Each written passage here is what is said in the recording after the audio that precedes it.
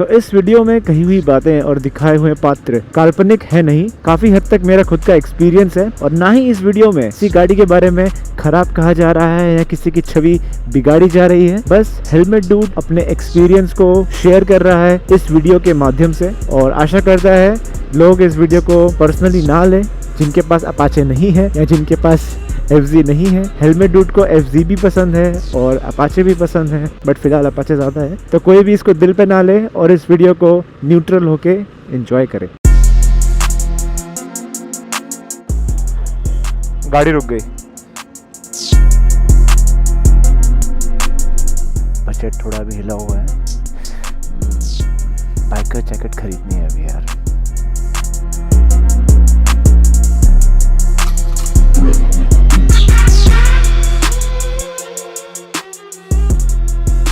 Hello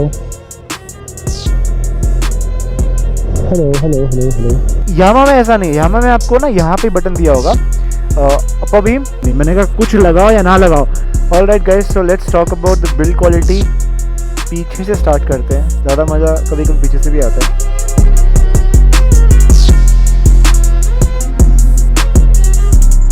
good morning guys. Last video में काफ़ी अच्छा रिस्पॉन्स था एंड वो वीडियो था differences between Yamaha FZS and Apache, जो मुझे जनरली लगा, राइट, जो मेरा यूज़र एक्सपीरियंस था। तो उसी का कंटिन्यू रखते हैं और इस वीडियो में भी मैं 5 पॉइंट्स के बारे में बात करूँगा and it will be part 2। सो मैं जस्ट आपको एक जिस्ट दे देता हूँ। पार्ट 2 में हम लोग मेनली कवर करेंगे mileage, gear ratios, build quality, handle bar and instrument cluster. So अभी निकलते हैं और काफ़ी काम है। वैसे है आज संडे। जब आप गाड़ी ऑन करते हो ना तो गाड़ी रेस को ज़्यादा लेती है, तो थोड़ा आप आइडल, जैसे कि मैं अभी देखो, आप अभी नॉर्मल हो जाएगी। हाँ, इनिशियली इंजन वार्म अप नहीं होता, तो जब आप ऑन करते हो तो तुरंत गाड़ी मत लेके निकल जाया करो। थोड़ा गाड़ी को वार्म अप होने दो कि प्रॉपर RPM आए। स्टार्टिंग में आप ऐसे रेस दोगे ना तो वो रेस बैक टू नॉर्मल नहीं आएगी, बट अभी इट्स बैक टू नॉर्मल। तो एटलीस्ट 15-20 सेकेंड्स गाड़ी को थोड़ा वार्म अप करवा देने का।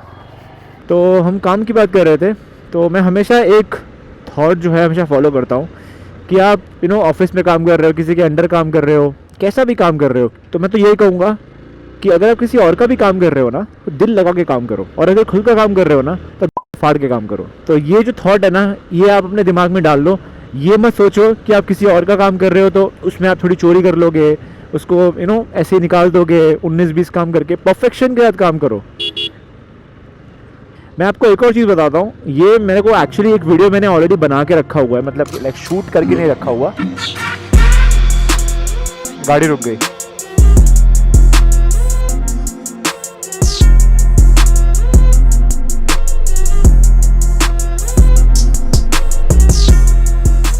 जैसे ही आप लो RPM पे रखोगे ना गाड़ी और रेस नहीं दे रहे और गाड़ी लो RPM पे जा रही है, एकदम स्लो कर देते हो, क्लच ले लेते हो, जैसे कि भी बम्पर आया था, तो गाड़ी रुक जाती है। और हुआ है, ट्रैफिक में भी बहुत बार ऐसा हुआ है। तो मैं क्या बोल रहा था, आप जब भी बम्प आप क्रॉस करते हो ना, आप जब बाइक चला रहे हो, ठीक है, मैं मान रहा हूँ कि मैं वीडियो के टॉपिक से साइड में जा रहा हूँ। मैं नीचे मेंशन कर देता हूँ टाइम स्टैम्प। आप उस टाइम स्टैम्प पे जाके पॉइंट टू पॉइंट आप कवर कर सकते हो।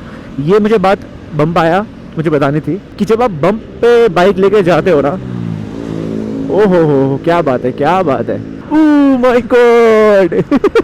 ये करना चाहिए, अच्छा लगता है, राइट। तो जैसे ही सामने बम्प आता है तो बम्प को जस्ट स्टार्ट करते ही आपका फ्रंट टायर बम्प के पहले ही आपको ब्रेक इस तरीके से लगाना है कि तब तक आपको ब्रेक छोड़ देना है। मेरा कहने का मतलब ये है कि जब आप बम्प पे स्टार्ट करने जा रहे हो, आपका फ्रंट व्हील बम्प पे टच कर रहा है, यू मेक श्योर कि आपका जो ब्रेक है वो रिलीज हो जाना चाहिए। यार ट्रैफिक एक्चुअली बहुत थी। ये नहीं करना है कि लास्ट मोमेंट तक ब्रेक नहीं मारी और जब बम्प आ रहा है तो बम्प पे आप ब्रेक मार रहे हो, क्योंकि आप ब्रेक लगाओगे, सस्पेंशन एंगेज होगा और टायर के जो मैक व्हील है उस पर प्रेशर पड़ेगा। तो just for the safety purpose कि आगे जाके मैक व्हील ब्रेक ना हो जाए, टायर में कोई इशू ना आ जाए, तो उस वजह से आपको ब्रेकिंग का बहुत ध्यान रखना है कि आपको ब्रेक पहले ही लगा देनी है, पहले ही ब्रेक ख़त्म कर देनी है। और जब तक आप बम्प के ऊपर अपनी गाड़ी लेके जाते हो, आपके ब्रेक से हाथ उठ जाने चाहिए। Anyhow, let's talk about the mileage. तो माइलेज अगर देखा जाए तो it's not a big parameter, especially when it comes to Apache and FGS, क्योंकि 19-20 का ही डिफरेंस है कि एफजीएस जो है ना वो बिना एफर्ट डाले आपको अच्छी माइलेज देगी, बट ऐसा नहीं है कि अपाचे माइलेज नहीं देगी। अगर आप अपाचे में मेहनत करोगे ना तो उसकी माइलेज भी आपको 45-48 तो आराम से दे ही देगी।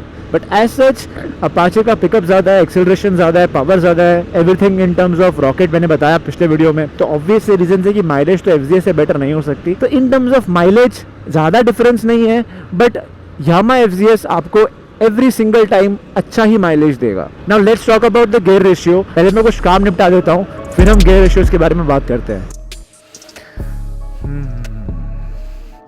कब होगी हेलमेट डूड के ऊपर एक बाइक वाली जैकेट? ग्राउंड बेसमेंट 2 जाना रे बाबा। ग्लव्स पे जो इन्वेस्टमेंट किया, ग्लव्स भी बेकार हो गए यार। 1 साल में और फट गए, बजट थोड़ा भी हिला हुआ है।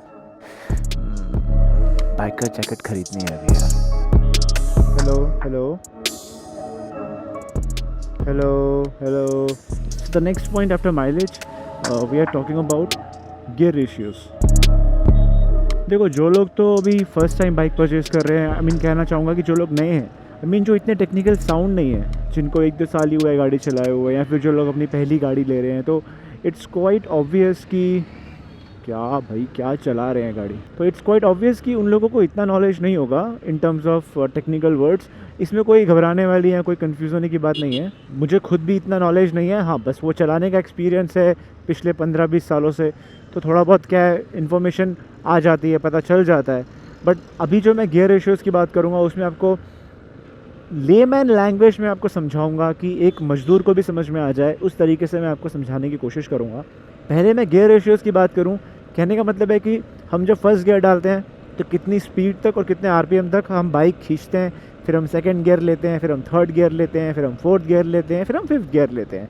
अपाचे में और इसमें दोनों में 5 गियर्स हैं, ठीक है। तो पहले गियर में अपाचे कितना स्पीड पकड़ती है, पहले गियर में एफजी कितना स्पीड पकड़ती है, कितना टाइम लगता है, कितना जल्दी गियर शिफ्ट करना पड़ता है अपाचे में और एफजी में, कितना आराम से तुम क्रूज कर सकते हो एक पर्टिकुलर गियर पे, कौन सा गियर कैसा है, वो सब बात हम करेंगे इस वीडियो में। तो let me start with Apache.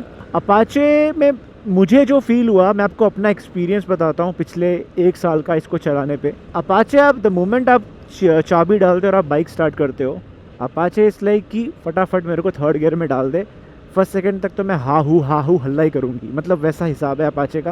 पहले और दूसरे गियर में तो गाड़ी बहुत ज़्यादा एग्रेसिव है। फर्स्ट सेकंड गियर में तो आप गाड़ी को प्रॉपरली चला ही नहीं सकते, क्योंकि गाड़ी में इतना मतलब पावर है कि वो झटके मारती है। झटके मतलब ऐसे, इस तरीके से। ये अभी तो मैं फिफ्थ गियर में चला रहा हूँ 50-45 की स्पीड पे, बट फर्स्ट सेकंड गियर पे अपाचे में मतलब रॉ पावर है। और आप जब चाहोगे कि आप किसी गली से निकल रहे हो और आप स्लो पेस में एक हाथ छोड़ के या भले 2 हाथ पे आराम से चलाना चाहते हो, इट्स वेरी हार्ड। आप सेकंड गियर पे उतने कंफर्टेबली नहीं चला पाओगे अपाचे को। थर्ड गियर में आप आराम से, जैसे मैं भी चला रहा हूँ ना, हाँ आप ऐसे वे में आप थर्ड गियर में 25-30 की स्पीड पे आप चला सकते हो अच्छे से। तो कहने का मेरा मतलब है अपाचे का जो पहला दूसरा जो गियर है ना वो बहुत शॉर्ट है। शॉर्ट से मेरा मतलब है जल्दी आपका आरपीएम ऊपर आ जाएगा, जस्ट बिकॉज की पावर ज़्यादा है, पिकअप ज़्यादा है। आरपीएम मतलब 4-5 पे आ जाएगा और तुरंत आपको गियर चेंज करना पड़ेगा। अगर आप गियर चेंज नहीं करोगे तो हाँ ऐसे मतलब इंजन से आवाज़ आएगी। यार एक्चुअली पेट्रोल भराना है मेरे को। वाह बेटा वाह, यहाँ सब जंगल के शेर है। ऑलराइट, तो पेट्रोल एक्चुअली मैं अभी फुल नहीं कराने वाला, मैं अभी 100 रुपये का भराऊंगा। भाई तुम्हारा गरीब हो चुका है। भाई के पास 2 क्रेडिट कार्ड है और दोनों क्रेडिट कार्ड एग्जॉस्ट हो गए हैं। जनरली मैं क्रेडिट कार्ड पे ही मतलब तेल भरवाता हूँ। तो अभी मेरे को ना मतलब 7 तारीख को बिल, क्रेडिट कार्ड का बिल मैं बोला ना, मैं भी सेकंड गियर पे हूँ और मैं आराम से गाड़ी नहीं चला पा रहा, गाड़ी झटके दे रही है। तो ये थोड़ा पावर के होने का भी सारा नुकसान है। कोई बात नहीं, आज तो सीधा दर्शन करने थे यमराज के। पेट्रोल भरा लेते हैं यहाँ पे फटाफट। But again third gear is also not that long कि आप उस पर ज़्यादा देर तक स्टिक रहो। तुरंत आप क्या बोलते हैं 40 क्रॉस करोगे या 35 क्रॉस करोगे, थर्ड आपको अपनी बाइक से ही रियलाइज़ होने लग जाएगा कि हाँ यार ये थोड़ा सा ज़्यादा मतलब बजिंग साउंड क्रिएट हो रहा है, गाड़ी कह रही है फटाफट चेंज कर गियर। तो मेरे हिसाब से जब तक आप फोर्थ गियर पे नहीं आओगे अपनी बाइक पे, तब तक आपको एक स्मूथनेस और कामनेस वाली फील नहीं आएगी। First gear just to start the bike, second gear is very short, third gear is okayish. आप 25-28 की स्पीड पे आप स्मूथली ग्लाइड कर सकते हो सिटी के अंदर या ट्रैफिक के अंदर। Third gear is fine, but जब खुला रोड आ गया है, जैसे कि आप रास्ता देख रहे हो, अगर ऐसा रास्ता आ गया है तो third gear will not be suitable, आपको फोर्थ गियर डालना ही डालना है। Now my personal favourite gear which is fourth gear. Fourth gear में आप स्लो पेस में क्रूज़ कर सकते हो, आप हायर पेस में भी क्रूज़ कर सकते हो, आप ओवरटेक भी कर सकते हो। तो मेरे हिसाब से फोर्थ गियर कंपैरेटिवली मेरे को ज़्यादा पसंद है, क्योंकि जनरली मैं उसी गियर को यूज़ कर रहा हूँ सिटी के अंदर। क्योंकि फिफ्थ गियर पे कुछ लिमिटेशंस है, जैसे कि फिफ्थ गियर में आपको ओवरटेक में इश्यूज़ होते हैं, आपको उतना ज़्यादा मतलब पावर नहीं मिलता है। फिफ्थ गियर मेनली जब आप हाईवे पे हो और आप ट्रिप कर रहे हो। ये जो लंबा डिस्क्रिप्शन था गियर्स का अपाचे का, क्योंकि मैं बहुत सालों से चला रहा हूँ, मैंने काफ़ी रियलाइज़ किया है। सो काफ़ी ज़्यादा लंबा डिस्क्रिप्शन हो गया अपाचे के गियर्स का। Now let's make it very short when it comes to FZS। काफ़ी टाइम से मैं अपाचे चला रहा हूँ, तो मैं यूज्ड टू था इसके गियर्स का। जैसे ही मैं FZS पे शिफ्ट हुआ, आई एक्चुअली रियलाइज कि dude this is very much weird, और I can say change in a good way, क्योंकि ऐसा मैंने अपाचे पे फील नहीं किया। वाई? क्योंकि FZS का जो थर्ड गियर है, it actually feels like fourth gear and fifth gear of Apache. मतलब first gear for every bike is like same, डालो जैसे चलाने के लिए तुरंत सेकेंड पे शिफ्ट कर दो। Second gear is also quite long, it's actually short, but Apache riders के लिए with comparison to Apache 164V, FZS second gear is quite long. आपको तुरंत ही ज़रूरत नहीं पड़ती कि आप थर्ड गियर पे शिफ्ट हो जाओ, आप सेकेंड गियर पे भी इजीली ग्लाइड या इजीली मूव कर सकते हो around the city without any unnecessarily jerk because of extra power and torque. तो इन शॉर्ट अपाचे का third gear is just similar to FZS का सेकेंड गियर। और जब आप FZS का थर्ड गियर डालोगे ना, इट्स लाइक यार थर्ड गियर ख़त्म ही नहीं होता है भाई, इतना इतना बढ़िया आपको एक फील देता है। क्योंकि मैं जब लोनावला पे राइड कर रहा था, तो व्हाट आई हैव रियलाइज्ड कि मैं थर्ड गियर पे राइड कर रहा हूँ FZS का, और मैं भूल ही गया कि मेरे को फोर्थ गियर डालना है, फिफ्थ गियर डालना है। And I was actually thinking about this कि यार भाई स्पीड इतनी कम क्यों है, why the bike is not crossing 50-55, क्यों स्ट्रगल क्यों कर रही है। देन आई रियलाइज कि मैं जस्ट थर्ड गियर पे ही हूँ और मैं एक्स्ट्रा रेव भी नहीं करता, मैं काफ़ी कामली चला रहा था। बट अपाचे में क्या होता है, you don't have to do extra rev, आपका ऑटोमेटिकली रेव हो जाता है, बिकॉज वो गियर डिमांड करता है। आपने तुरंत थर्ड गियर डाला, वो तुरंत RPM ले जाएगा, क्योंकि अपाचे का वाइब भी ऐसा है ना कि Apache will force you to do those things. अगर आप सोचोगे ना कि मेरे को आराम से चलाना है, Apache will not let you do that.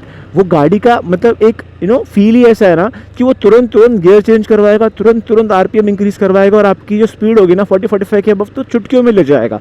But that's not the case with FZS। तो third gear is quite long.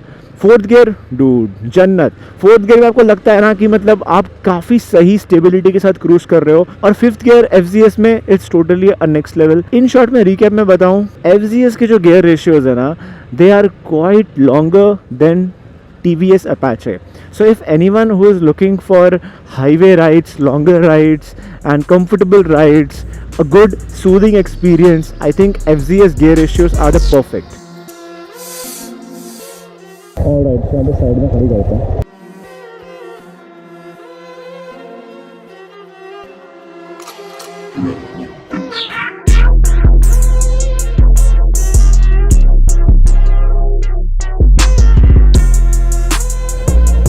Hello.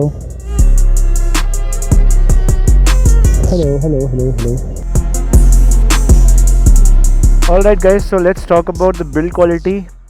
पीछे से स्टार्ट करते हैं, ज़्यादा मज़ा कभी कभी पीछे से भी आता है, डर्टी माइंड। तो अपाचे का जो सीन है ना, मैं आपको बताऊं, जो मेन जो है ना, ये पीछे का जो लुक है ना, बहुत बीफी लुक है। स्पेशली ये जो मड गार्ड है रियर का, and along with this one, ये जो बैक का जो पूरा इसका जो पोर्शन है ना, इसके साथ जो आपको ये साइड में सारी गार्ड मिलता है, तो सारी गार्ड इवन इसकी क्वालिटी और ये जो पूरा बिल्ड है, ये भले प्लास्टिक है बट जो इसका ओवरऑल बिल्ड है ना, मेरे को लगता है it's way better then FZS। क्योंकि FZS में जो आपको ये क्या है क्या, ये जो रियर मडगार्ड दिया है ना, बहुत छोटा सा दिया है। आप करना नोटिस, जिनके पास भी होगा, इवन यहाँ पे भी और पीछे साइड में भी कुछ क्वालिटी में दम नहीं है, बट ये देख के आपको लगता है कि हाँ भाई कुछ जान है इसके अंदर। मे भी हो सकता है ये चीज़ें इतनी मैटर नहीं करती, एंड आई टोटली एग्री।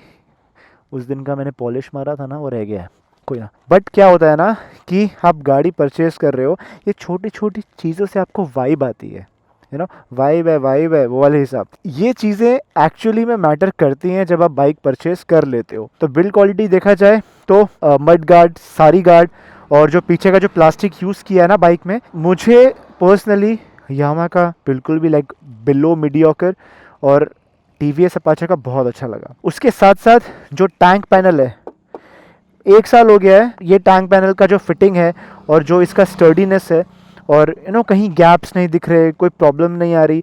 और आई थिंक आप इस चीज़ को मानोगे और बिलीव भी करोगे कि जितनी प्रॉब्लम्स आपने एफ के टैंक के बारे में सुनी होगी ना, उतनी अपने टीवीएस अपाचे के बारे में नहीं सुनी होगी। Actually I really like how the way the Apache tank looks, you know, starting from यहाँ से एक कर्व्ड में जा रहा है, एक शेप में जा रहा है, और वो एक डिज़ाइन को मैच कर रहा है उसके फ्रंट पैनल से, फ्रंट गार्ड से, राइट। तो इन टर्म्स ऑफ मैं आपको बिल्ड क्वालिटी बोलूँ ना, चाहे वो इसका एल्यूमिनियम सेक्शन हो, टैंक का एक फाइबर बॉडी सेक्शन हो, और रियर के मड गार्ड्स हों, पीछे जो प्लास्टिक यूज़ किया हो, ग्रैब रेल यूज़ किया हो, सारी गार्ड यूज़ किया हो, फुट पैक्स यूज़ किए हों, क्रैश गार्ड यूज़ किया हो, क्वालिटी इसमें वे इतनी मतलब ना वे हायर और इतनी अच्छी भी नहीं है। बट अगर हम यामाहा के कंपैरिजन में डालें, दिस इज़ फार बेटर। मुझे अभी तक यहाँ पे कोई इशू नहीं हुआ, कहीं भी मुझे गैप्स नहीं दिखे कि फिटिंग में इशू है। हाँ, अगर कोई यूनिटी ख़राब है तो अब उसमें इशू हो सकता है, बट इसमें एज सच कोई इशू नहीं आया। बट मैंने जो यामाहा चलाई, एफ चलाई, और ऐसा नहीं है कि उसमें इशू है, वो भी गाड़ी बढ़िया थी, बट एक टाइम के बाद ना एफ के टैंक में इशू आना शुरू हो जाते हैं। और स्पेशली कहाँ मैं आपको बताता हूँ, स्पेशली ये वाले सेक्शन में जहाँ पे डिवीज़न होता है, एंड अगेन ये वाले यूनिट वाले सेक्शन में। मैं उस टाइम का फ़ोटो और वीडियो स्क्रीन पे डाल दूंगा, तो आप देख सकते हो कि किस तरीके का मतलब एक लुक आ रहा था टैंक का। 16 मंथ आई गेस, मतलब 1.5 साल हो चुका है, 1.5 साल से कम हुआ है। बट यामा का बिल्ड क्वालिटी का प्रॉब्लम ये है ना कि देखो, ये इवन तो चलो ये तो ब्रेक हुआ है, बट अगर आप ये पैनल देखो, ये पूरा पैनल डिस्लोकेट हो चुका है। तो ध्यान से आइडिया देता हूँ, ये देखो ये पैनल पूरा। तो ये अभी की बात नहीं है, ये बहुत पुराना यामा का इशू है। यू नो, जब आप किसी की गाड़ी चलाते हो ना, तो मेरा नेचर ऐसा ना कि मैं पूरा ऑब्जर्व करता हूँ कि भाई मैं चला रहा हूँ तो किस कंडीशन में मैं गाड़ी ले रहा हूँ। तो जब मैंने वो गाड़ी, अपने छोटे भाई की जब मैंने गाड़ी वो ली, तो मैंने पूरा देखा, एंड मैंने रियलाइज़ किया कि यार इसका जो जैसे ये फ्रंट वाला पार्ट है ना, जहाँ पे स्क्रू मारे हुए हैं, पूरा प्रॉपर्ली इंटैक्ट है, बट उसका डिवाइडेड था, बल्कि यहाँ पे क्रैक भी था इस वाले पोर्शन में, आप वीडियो में देख सकते हो। अलॉन्ग विद दैट जो क्रैश गार्ड था ना, उस पर जंग लग गया था। इवन जो इसके जो लेग गार्ड्स हैं, वो भी मतलब आप देखो कुछ महीनों बाद जंग खाना शुरू हो गए हैं। और ये लेग गार्ड्स एक्चुअली में स्टॉक वाले हैं जो कंपनी के साथ आते हैं। मैं ये नहीं बोलूँगा कि इस पे जंग नहीं लगता, इस पे नहीं लगा वो अलग बात है, बट इसका एक मटेरियल है, मैं आपको बताता हूँ। जो सारी गार्ड है ना, सारी गार्ड पे ये यहाँ पे रस्टिंग होना शुरू हो गया है। तो ऐसा नहीं है नहीं लगता, आप मेंटेन करोगे तब भी लग सकता है, बट ये अच्छी लगती है quality, it's reasonable for what the price you are paying. एक और बात मुझे बोलनी है, अगर हम बिल्ड क्वालिटी की बात कर रहे हैं ना, तो लेट्स टॉक अबाउट स्विचेस। एक बहुत बड़ा मैंने डिफरेंस जो देखा ना यामा में और इसमें, यहाँ पे आपको डिपर जो बोलते हैं ना, अपर बीम, इसका एक बटन दिया है पास। इट्स वेरी हैंडी और इतना यूजफुल है ना। यामा में ऐसा नहीं है, यामा में आपको ना यहाँ पे बटन दिया होगा, अपर बीम, लोअर बीम, बट आप आई थिंक अपर बीम को आप 2 बार प्रेस करोगे ना, तो ये पास वाला वर्क करेगा।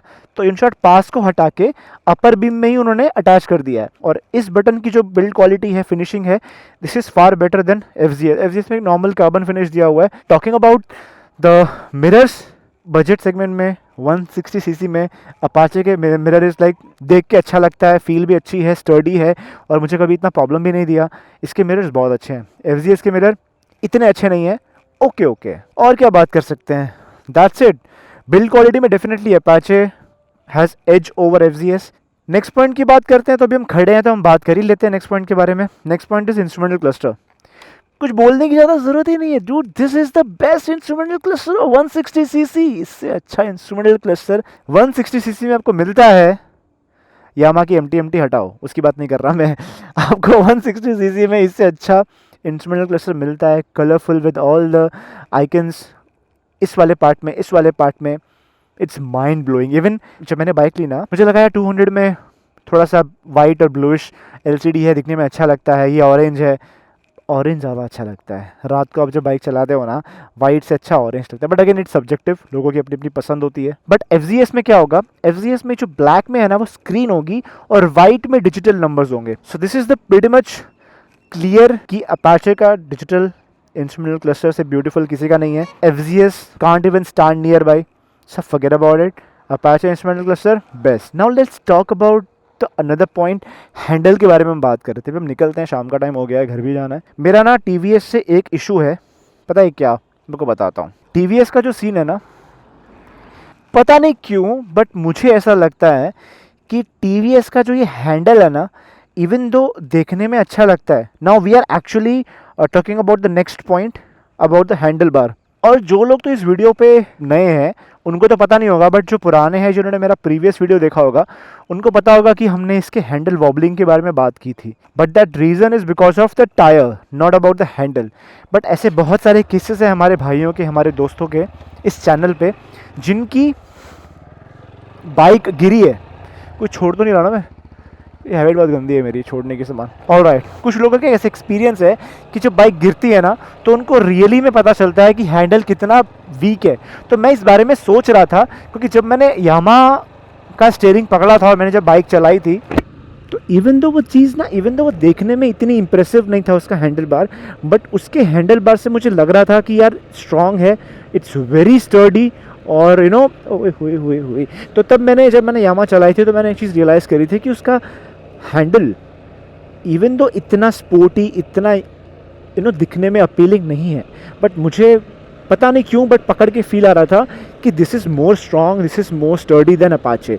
और वो है क्यों, जब मैंने बहुत लोगों से बात करी इंस्टाग्राम पे, टेलीग्राम पे, मैंने काफ़ी कुछ कमेंट्स पढ़े, और यूट्यूब कमेंट्स तो एज ऑलवेज नॉन स्टॉप चलता रहता है। तो काफ़ी लोगों ने कंप्लेन किया कि इसका जो हैंडल बार है ना, इट्स एक्चुअली क्वाइट वीक। अगर आपकी गाड़ी एक दो बार गिरेगी ना तो हैंडल बार कहीं बेंड हो रहा है, ब्रेक हो रहा है, कट्स आ रहे हैं। बेंडिंग का मोस्ट ऑफ द केसेस मैंने पढ़े हैं कि बेंड जल्दी होता है, and it's definitely because of कि इसका हैंडल बार दिखने में भले अच्छा है but it's not that much strong as compare to Yamaha. तो ये मेरे को था कि मुझे ये चीज़ बोलनी थी कि इवन दो दिखने में appearance wise, look wise, TVS Apache 164V का handle bar is way better than Yamaha. But specially जो ये वाला सेक्शन है ना यामा का, ये वाला section, it looks very strong and in reality it is. मैंने यामा के इतने केसेस नहीं सुने जहाँ पे हैंडल का इशू रहा हो, बट अपाचे के मैंने कम से कम 15 से 20 केसेस सुन लिए होंगे जिनमें लोगों को हैंडल बार से प्रॉब्लम आ रही है। अभी एक्चुअली सर्दियाँ आ रही हैं, मुझे किसी ने कमेंट सेक्शन में पूछा था, नहीं आई थिंक इंस्टाग्राम डीएम पे पूछा था, आई थिंक कमेंट सेक्शन में पूछा था कि विंडशील्ड और ये सब एडवेंचर गार्ड लगाना है कि नहीं। मैंने कहा कुछ लगाओ या ना लगाओ बट हैंड गार्ड लगा लो, सर्दियाँ आ रही हैं, हवा जो लगती है ना बॉस, मैं अगर ये ग्लव्स भी निकाल दूँ ना तो मुझे हवा नहीं लगेगी, क्योंकि मतलब हैंड गार्ड्स ने इतना अच्छा प्रोटेक्ट किया हुआ है। हैंड गार्ड्स आर मस्ट यार, बहुत सही चीज़ है। तो let's talk about the next point. वैसे 5 पॉइंट कंप्लीट हो गए हैं, I think so let's talk about the point number 6। Just मेरे दिमाग में आया, मैंने कहा ये तो बहुत ज़रूरी है, मे बी किसी के लिए इतना इंपॉर्टेंट ना हो but it is cable management. हम जब अपना गेमिंग सेटअप बनाते हैं कुछ भी, तो हम एक ना केबल मैनेजमेंट करते हैं कि द वे एक वाइब आता है, एक लुक आता है, और हमको जो प्रोजेक्ट होता है कि अच्छा लग रहा है देखने में। तो सिमिलरली केबल मैनेजमेंट इस बाइक का हैंडल बार पे। ऑलराइट, पता नहीं वीडियो कितना लंबा जाएगा, मैंने इसमें बहुत बीच में ज्ञान भी छोड़ा है, तो लेट्स सी। ऑलराइट, तो यहाँ से भी हौले हौले निकलते हैं, ये पीछे का रास्ता है। और वी आर टॉकिंग अबाउट यार बहुत ये जो ब्लैकआउट, जो ब्लैकिश फिनिश है ना हैंडल बार का, ये पूरा पार्ट, और ये it looks very nice, but वही है ना कि सेम टाइम पे एक स्ट्रॉन्गनेस भी होती है ना, तो मज़ा आता। सो हम बात कर रहे थे केबल मैनेजमेंट की। केबल से मेरा मतलब है ये जो स्विचेस है ना, इसकी जो वायरिंग जाती है, ठीक है, आपके क्लच की जो वायर जाती है, आपके इन स्विचेस की जो वायर जाती है ना, FZS में बहुत नीट एंड क्लीन दिया हुआ है। इसका एक्चुअली जो वायरिंग है ना, ये जो पूरा जो वायरिंग दिया है क्लच का, रेस का, थ्रॉटल का, ये वायरिंग बहुत अच्छा, असेंबली बहुत अच्छा किया है। मतलब ऑर्गेनाइज वे में पूरा वायरिंग जो केबल मैनेजमेंट कह सकते हैं, इट्स वेरी नीट। ये आपको अपाचे में नहीं मिलेगी। अपाचे में यहाँ से लटक रहा है, लबड़ रहा है, घुस रहा है अंदर। और इवन यहाँ पे अंदर आप देखो कितना क्लीन वे में, एक सेकेंड, हाँ, कितना क्लीन वे में पूरा ऑर्गेनाइज किया हुआ है। अब ये आपको अपाचे में नहीं मिलेगा। अपाचे में बहुत ही अनऑर्गेनाइज वे में है। अभी यहाँ तक मैंने हैंड गार्ड लगाया है, तो हैंड गार्ड लगाने से क्या हो रहा है ना कि वायर्स ना ऊपर आ गई है, तो इतना क्लटरनेस नहीं दिख रहा। बट अगर ये हैंड गार्ड नहीं होता ना, तो आप खुद अपने अपाचे को देखना, ध्यान देना, काफ़ी लोगों ने इस चीज़ को नोटिस नहीं किया होगा। और लिटरली मुझे ना TVS का हेलमेट फेंक, मतलब मन तो कर रहा है साइड में रख के ना तोड़ूं, पत्थर मारूं इसको। मुझे बहुत हेडेक दे रहा है और 1 साल से हेडेक दे रहा है।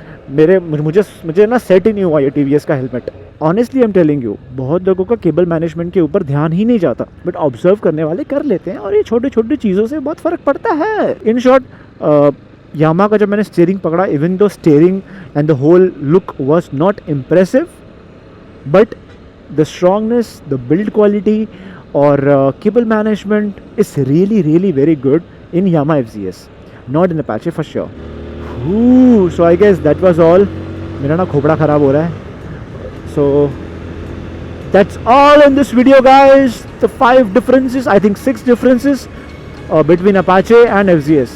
That was all part 2, and I think part 3 की कोई ज़रूरत नहीं है, इतना काफ़ी है यार। और कितनी मतलब यार कंपैरिजन करोगे, क्योंकि मैं हमेशा इस चीज़ में मानता हूँ, कंपैरिजन किल्स हैप्पीनेस।